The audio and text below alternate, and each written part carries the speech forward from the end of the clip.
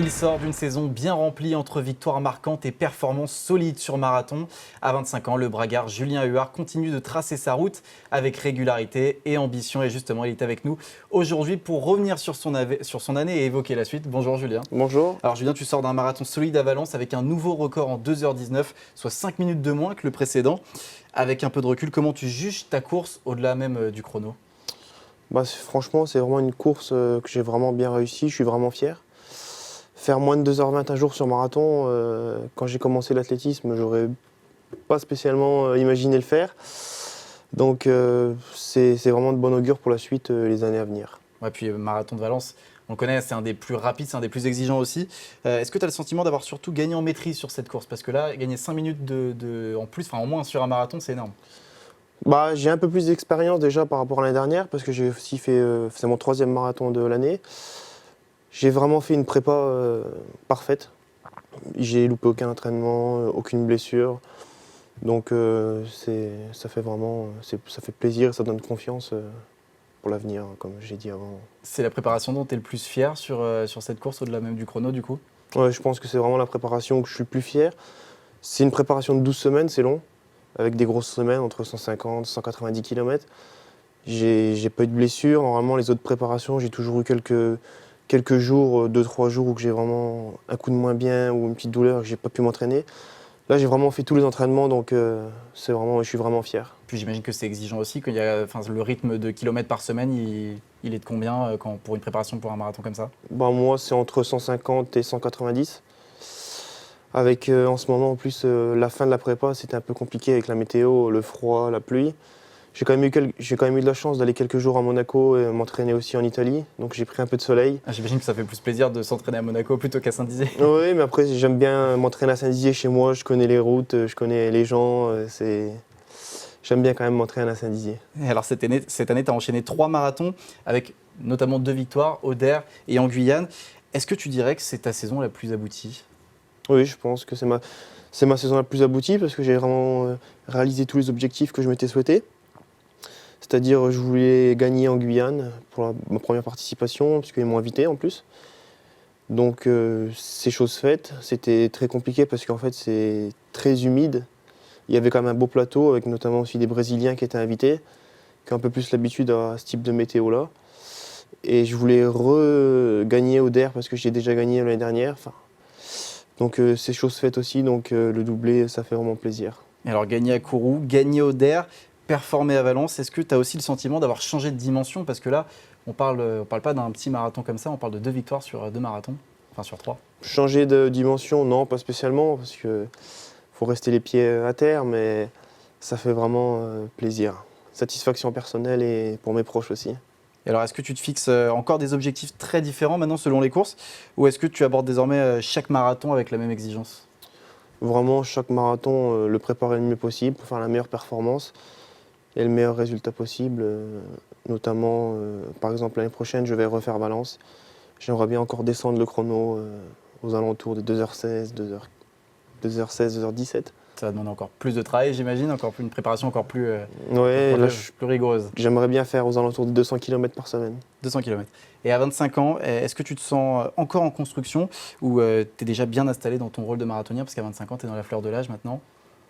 Oui, je suis dans la fleur de l'âge, mais sur marathon, je pense que c'est encore un peu jeune. On voit maintenant beaucoup de marathoniens performer à 35, 37 ans. Donc je pense que j'ai encore une belle marge de progression, encore pendant quelques années. L'âge pour toi, c'est pas un problème, tu peux aller chercher encore un meilleur temps dans 5 ans ? Oh oui, si l'envie est encore là et mon corps me le permet, oui, pas de souci, avec plaisir. Et alors, tu as participé au Der cette année. Courir chez toi à Saint-Dizier, est-ce que ça reste quelque chose de spécial malgré le fait que tu enchaînes aujourd'hui les marathons ? Oui, moi c'est vraiment une course importante pour moi, parce que j'aime bien aussi les courses, pas que spécialement comme Valence. C'est des grosses courses, des grosses organisations de 35 000, 40 000, 50 000 personnes. Le Der, c'est un super marathon, une super organisation, mais c'est un peu encore familial. Avec M. Courroy et ses équipes, il fait vraiment un beau travail. Donc c'est vraiment un plaisir et une fierté de courir le marathon du Der. Parce qu'on sait que le Der, c'est un parcours qui n'empêche très difficile, avec moins d'ambiance forcément qu'à Valence. Ça aussi, comment on fait pour s'y adapter quand on veut aller chercher un temps avec toujours cette ambiance en moins sur un marathon? Bah, sur un marathon, par exemple, comme Older ou en Guyane, c'est compliqué d'aller chercher son record.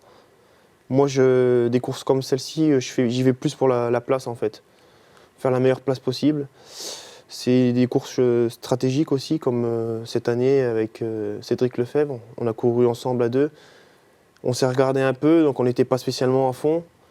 Au 32e, j'ai accéléré, puis j'ai réussi à creuser l'écart. Donc c'est plus stratégique que chrono, en fait. Bon alors rassure-nous, est-ce que les Bragards auront encore une fois la chance de te voir pour la prochaine édition en 2026?